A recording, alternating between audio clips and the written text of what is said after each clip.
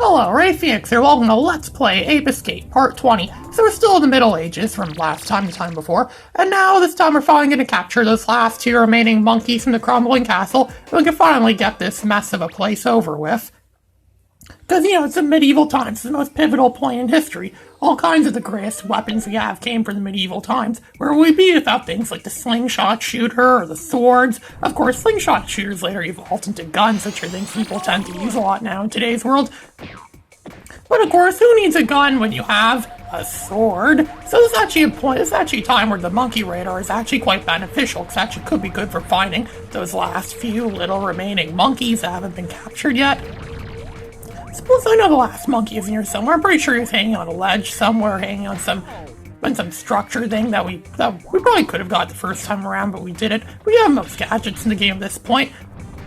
Except for the RC card, the Magic Punch was the only two gadgets we didn't originally have at this point, but because we have most gadgets in the game at this point, probably could have captured pretty much all or most monkeys in the game. The game obviously made that one monkey hidden inside of that container thing that we need to break with the Magic Punch, so it'll force us to have to play this game again. So, this game constantly forces you to play Fruto again and again and again, just so you can get every single monkey in the game. This game definitely does require backtracking, unlike the original Spyro the Dragon, as I mentioned earlier, but again, backtracking in games is starting to become the norm. It's how games want you to, get the most out of them.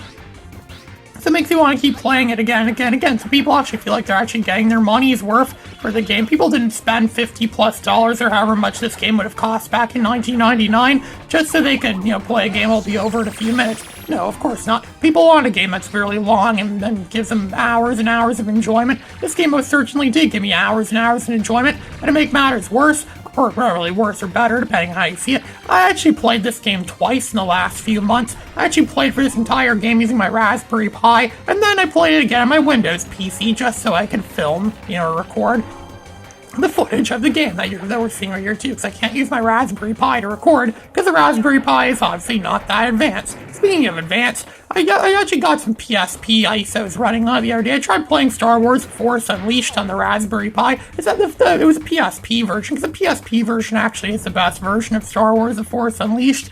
And it actually worked like crap. It worked even worse than a lot of the N64 games. For some reason, N64 emulation is very wonky on the Raspberry Pi, but it's not wonky with PS1 games. Those PS1 games work 100% perfectly fine.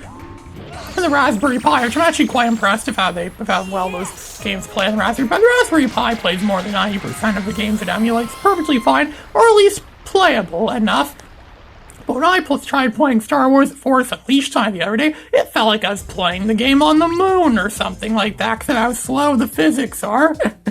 I know the game's not supposed to be like that. I'm still going to give that another try on my HP laptop and see how it compares. I bet my HP laptop could do a better job of emulating PSP games. Or maybe it doesn't, who knows? You would be surprised of how many times the Raspberry Pi beat my HP laptop. I have a problem with my HP laptop right now, where the Wi-Fi on it randomly turns off when I'm in the middle of something. My Raspberry Pi never had that problem, and I still use it for internet and stuff like that all the time. So actually, the Raspberry Pi actually does defeat the Windows 10 HP computer in a lot of ways. It's actually quite remarkable how well it does it.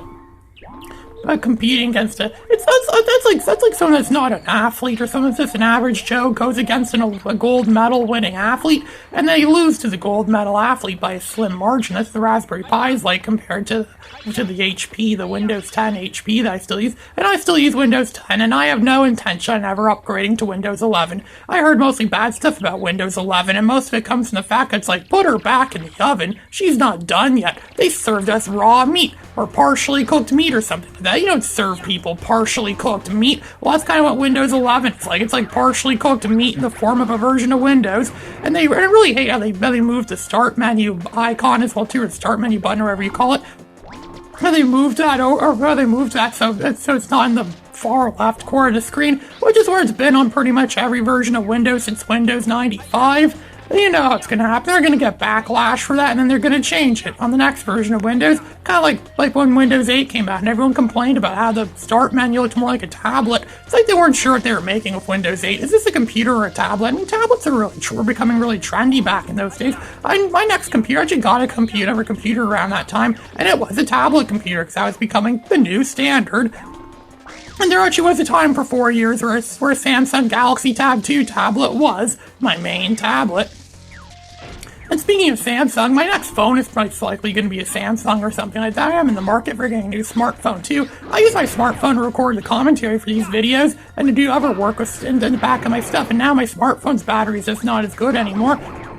Which has caused a lot of delay in my videos. I haven't been able to get as many videos out as much lately. It's been like 2 weeks since last time I made a video in this series. But don't worry, I have not abandoned this series. This series will end, it will conclude, and I will put my all into this series. And I hope I could do LPs of the other 2 Ape Escape games, so on and so forth. I'm sure it'll be, a fun ride, a fun thrill ride going through all those Ape Escape games. I'm still playing for Ape Escape 2. Ape Escape 3 notoriously crashes a lot of the time on the PCSX2 emulator, which it happens all the time. But yet, I haven't really caught Ape Escape 2 crashing yet, so that's pretty good. At least so my emulators, my PCSX2 emulator seems to like Ape Escape 2 more than Ape Escape 3. Because Ape Escape 2 crashes. Then again, I don't know, maybe it will crash. I haven't really done as much tests of that lately. And I probably won't be doing as much tests lately too, because I'm constantly encouraging to apply to jobs, which is something I really should be doing as well too. But then again, this testing stuff does pertain to, product testing, which is something I may actually get a job doing. Because that's a job a lot of game developers or people who work in software industry, a lot of them get jobs and they start off as being product testers, because product testing is such a simple thing. A lot of people start off with just doing the simple product testing. It's a very simple thing to do. It's like a very entry-level thing to do. But then again, nowadays it seems like you need a Harvard degree to use some of the testing software that people use. You need a Harvard degree or even better than that to use the software testing things they use. Remember back in the good old days of testing was just simply, you play a game or you play through something, you have to do it hundreds and hundreds of times over and over again, and you have to do so many different things. They say that if you testing is right for you, if you could play your most hated video game every day for 30 days. I wonder what my most hated video game is. I'm not even sure if I have a single most hated video game. I probably do, but I've never really thought much of that before. That's a good question. What is my most hated game? It's definitely not Twisted Metal 3. What could it be? I don't know. Maybe it's, Mega Man X6, maybe? It could be Mega Man X6, or maybe Mega Man X7. Maybe get that and just play that game every day for 30 days to see if I can keep my sanity, and see if I don't get admitted to the insane asylum, which I probably will if I kept playing that every day or so. So we captured that monkey under the water, as you can see there. I'm almost out of air. Because if you were to test this game, you actually would be testing this to confirm that you could actually drown from being underwater for too long, which is something the game is supposed to do to make sure there aren't any bugs. I find bugs in games all the time. Like there's someone reported a bug in Star Wars Episode 1 Jedi Power Battles, the PS1 version, because they said that there's a difficulty, you can select Jedi mode or easy mode, but it doesn't matter in the PS1 version which difficulty you select, they're both exactly the same. In the Dreamcast version, there actually is a difference between the difficulties. I actually played the Dreamcast version the other day, and I actually found out yesterday the Dreamcast version of Star Wars Episode 1 Jedi Power Battles is not better than the PS1 version. I thought it was, but it's actually not. Sure, the Dreamcast version has more content and more things to do, but the PS1 version is better gameplay, it controls better, and everything like that, which actually is a more important thing. It's better to have a game that has less content and better controls and better gameplay than it is to have a game with more content and not as good gameplay. That's why I liked Wipeout XL more than Wipeout Pre. I found Wipeout XL has nowhere near as much content as Wipeout Pre, but Wipeout XL had better gameplay overall. That was, of course, until I discovered Wipeout Pre Special Edition, because Wipeout Pre Special Edition is the definitive Wipeout Pre game. Now that's my favorite Wipeout game, now that European exclusive Wipeout game, Wipeout Pre Special Edition. So we're outside again now. You can see here we can find the coin, that's that Spectre coin that we've come here for. It's the reason why you play this game, really, so we can get all the Spectre coins. And now there's a really, thug-like monkey that likes to cause shootings. You'd probably be a fan of all the shootings that have been happening lately or things like that, because he has a gun, so it's like, yeah, I'm sure Charlton Heston's ghost to be proud of. Well, then again, Charlton Heston was still alive when this game was made, so yeah, he very well could have played Ape Escape and could have approved of the fact that he used guns in it. Yep, using guns in games. I'm sure Charlton Heston totally would approve of this. So that's all the monkeys in the city park that are now captured. So now we could go and capture the remaining monkeys. So look up, we have the whole game 77%. We have most of the Spectre coins in the game at this point. So it's good it did a little progress check there, so Now we're going to Spectre's Factory. A lot of this is going to be the same stuff we did earlier when we went to Spectre's Factory the first time, but I'm still going to show it again so people following along to actually seriously want to play the game, seriously want to find out where stuff is, will know exactly where stuff is because they watch my videos, which is the purpose my videos could serve. It's like I'm providing a community service or a service to people, showing people how to beat their favorite video games that they've never been able to figure out how to beat before. I am performing a really good service to the public, and it's a service that should definitely not be ignored, or at least I don't think it should be ignored. Now you have the magic punch, you can defeat these enemies easy, get revenge on them for screwing us over easy. Literally and figuratively, because they screw around, they screw themselves around, and they destroy us by screwing into us, pretty much like drilling into us or something like that.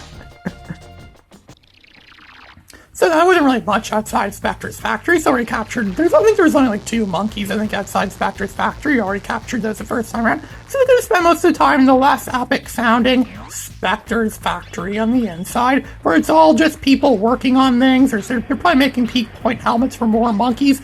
Man, they're really planning a really big invasion down here, really large invasion forces being planned down here, as I could see.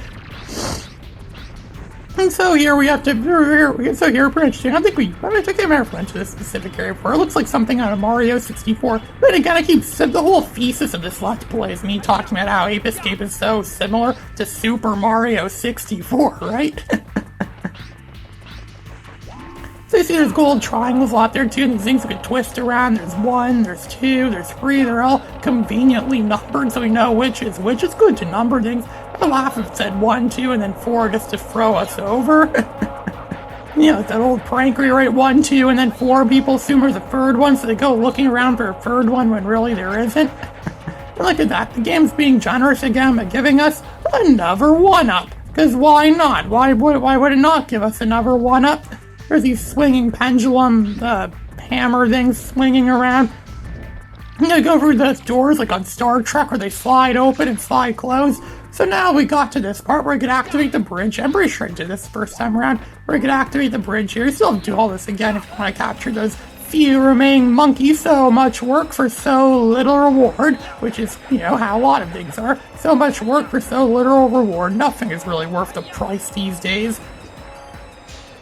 There's another turn thing there too, so we could reactivate the bridge or remove the bridge again, so we could, you know, go back. Or we're not going to be doing that. I don't think there's anything more for us to get there. There was a monkey in a robot suit in there in those boxes, but I think we, I think we already got that monkey, so he's not going to come back. Monkeys never come back after you capture them. I'm pretty sure they stay captured. At least I'm pretty sure. There's supposedly some sort of cheat, I think, in this game, with some sort of glitch. I'm not sure if it's a glitch or a cheat or a bug or something like that in this game.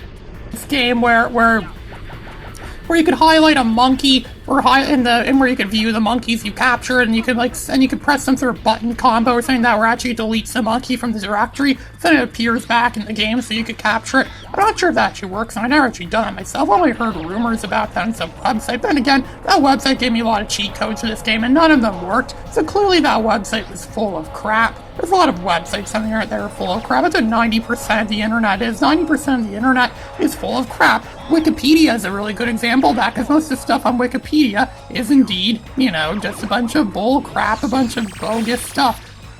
That's what I love Wikipedia. I go on Wikipedia all the time, and I find inaccuracies on Wikipedia all the time. Like just a few months ago, I found an inaccuracy on Wikipedia. It says that none of the Spyro games, none of the games in the original PS1 Spyro trilogy got releases in Japan, when actually the first 2 Spyro games got released in Japan, but Spyro 3 didn't get released in Japan, so it's right on that part, but it wasn't right the first 2. It also said Speed Punks only came out in Europe and never got released in North America, which is clearly not true, because I have a North American copy of Speed Punks. So again, clearly Wikipedia, is not always right. But the same is true of fandom wikis. There's a fandom wiki I found a while back that says that Mario Kart Double Dash got released on the Xbox, PS2, and PSP, and GameCube. We only know it came out of one of those systems I just listed, and it was definitely not PS2 or Xbox. Man, no wonder why so many people think that Mario games come out on the PS2 or GameCube or stuff like. I mean, well, they do come out on GameCube. They come out on PS2 and Xbox Live. Well, people think that because because of bogus stuff like that. Sure, Pac-Man's on everything. We like Pac-Man, right? Pac-Man's on everything. That's who he's made by Namco. Namco makes games for every system. They make games for all the systems. And if Ape Escape was made by a company, a third-party game development company, it would appear on all systems, but it's not. It's only on the PlayStation systems because it's made by Sony. Which is what sells. Because exclusives are what sell. So apparently there's a monkey hiding around here somewhere. I think I know where he is. He's hiding. There's a big wall, I think a silvery wall, I think that we have to break with our magic punch, because what else would it be? There's very... And so, it obviously is behind my wall, because we caught a lot of these monkeys in the game already so far. I'm pretty sure. So, we go through this door, I think, and I know he's here somewhere. Because at a point where we pretty much captured all the, easy monkeys, I keep saying, and now we're going after it, but all that's left is the, the harder monkeys, the monkeys that are not. Oh, there he is. That one's pretty obvious. How did I miss that? Was I blind earlier or something like that? It's one of those dark blue pants monkeys that's gonna run really fast, and then, it's gonna want to use magic punch this time, because the magic punch pretty much is like a much more powerful stun club. In Ape Escape 2, it's even better in Ape Escape 2 to a point where it completely eliminates the purpose of the stun club in general. What's the point of using the stun club if you have the magic punch? Webmaster Jeff. Yep, that monkey's a webmaster. It's a term you don't really hear much anymore. Webmaster. I mean, sure, I work in web development, or I plan on working in web development, and webmaster is not really a term people use much anymore. I actually saw a term being used in the setup screen when that Nostalgia Mall guy, Billy Core, was setting up his Mac and his Power Mac, I think it was from 2000. And when it said, what's your occupation, what's your job, so you can best set up your computer for you, one of the things was webmaster, and he considered himself to be a webmaster because he makes videos on YouTube, and that's basically that. You don't really hear that term much anymore. But again, this game came out in 1999, so I'm pretty sure people may have used the term webmaster back then. You did it. So yeah, we pretty much captured all the monkeys in those levels. This is Ray Phoenix signing out.